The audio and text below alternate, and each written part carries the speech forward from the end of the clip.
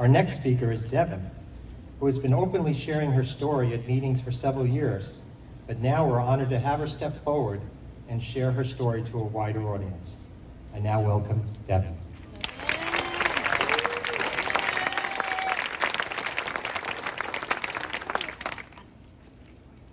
April Fool's Day, 2017. I walked out of Bellevue Emergency Psych in New York City. Hi, my name's Devan Markiewicz, and I'm an alcoholic and an addict. I'm incredibly happy to be standing here instead of still at Bellevue. But in order to tell you how I managed to be here today, it's important for me to share my experience, strength, and hope with you, how I ended up there, my bottom, and ironically the best day of my life, my sobriety date. So, as a child, I felt confident and fearless. I felt connected to everything I did and to everyone I was around. Throughout my childhood, I was beyond happy. My parents worked hard to provide me with all kinds of entertaining experiences, exciting family vacations, you name it, we did it. These experiences allowed me to do and try everything under the sun without the fear of failure. I signed up for every single sport and academic activity. I became a jack of all trades and a master at none, something I totally accepted. My parents encouraged my confidence and rooted me on in all of my endeavors. My father was a standout parent for me.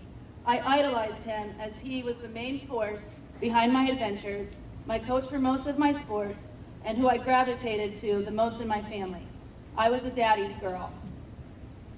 March 19th, 1999, my father was killed by a drunk driver. My parents were on my father's motorcycle when they were struck by a drunk driver a few miles from our house. My mom survived and my dad did not.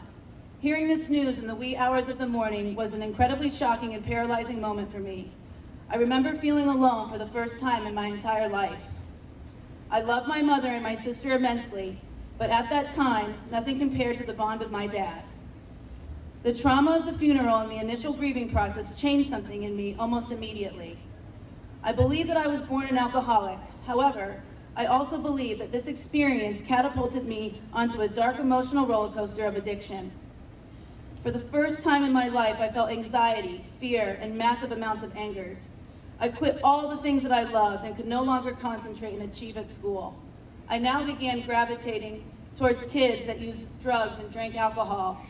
I quickly picked up these things too and felt that alone feeling start to dissipate. I thought that using and drinking were giving me my confidence back, but unfortunately, it was just a smoke and mirrors show. Rather than give you a drunk log qualifying me as an alcoholic and addict, here are a few of the lowlights. Despite what happened to my dad, I became a drunk driver at 16 years old.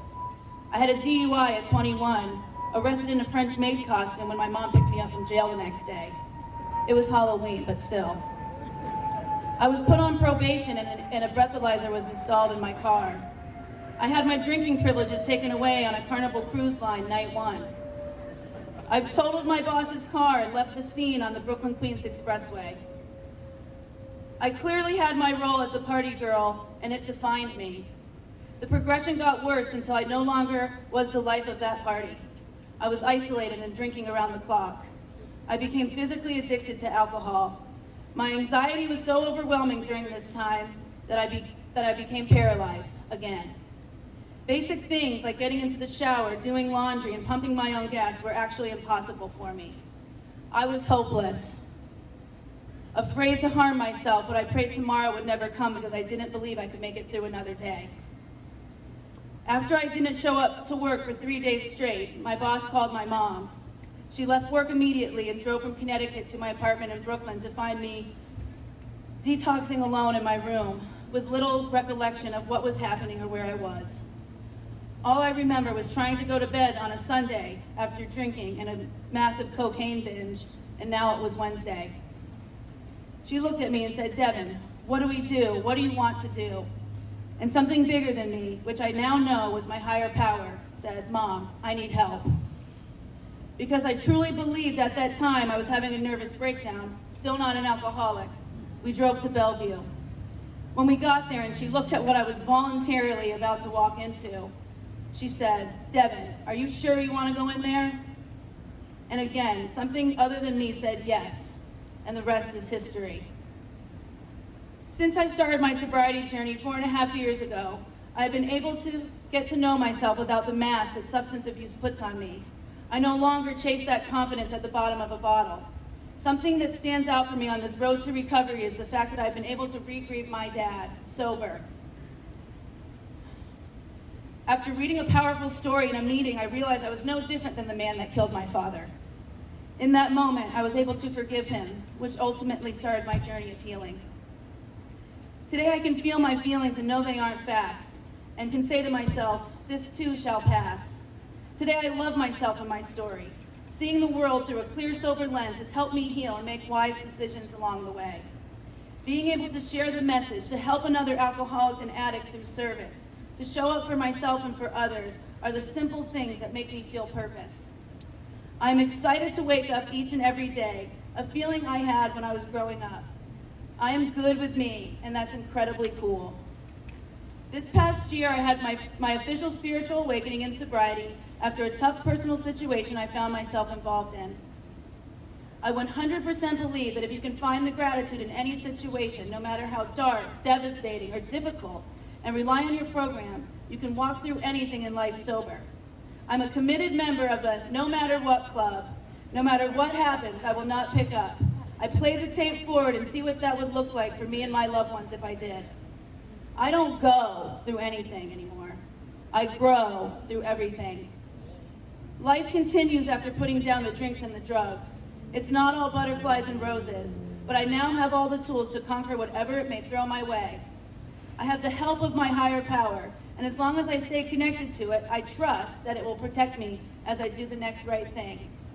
My mom, Mary, is here with us tonight. Mom.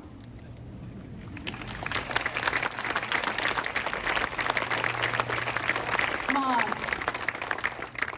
I want to thank you for always being there for me, never giving up on me, and most importantly, saving me that morning in Brooklyn. I would not be here today if you didn't. I also want to let you know that if I had the chance to go back and rewrite the night of the 19th, I would not. I'm so happy that you were the one that survived. You are my rock. You have taught me what a strong woman looks and behaves like. I'm honored to be your daughter, and I'm beyond grateful we have become best friends.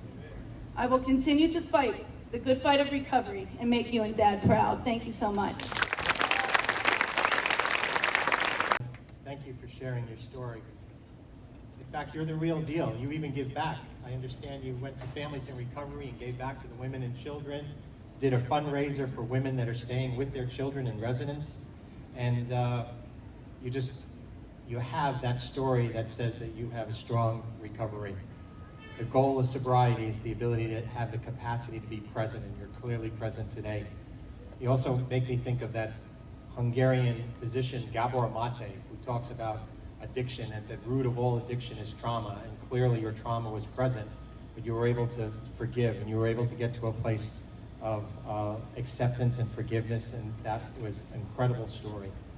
And with trauma, it's really a general definition. It's not what happened to you, it's what happens inside you that really makes the difference.